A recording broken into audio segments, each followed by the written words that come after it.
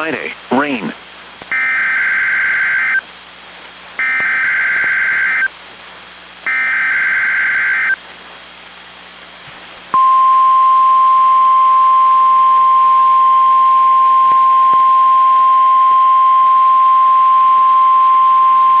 This is a test of the emergency alert system and NOAA weather radio's warning alarm.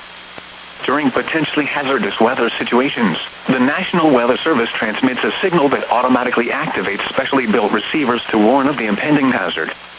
Tests of the receivers are normally conducted by the National Weather Service every Wednesday near 12 noon. When there is a threat of, or existing severe weather in the area on Wednesday, the test is postponed until the next day without a severe weather threat. The following tones will conclude this test.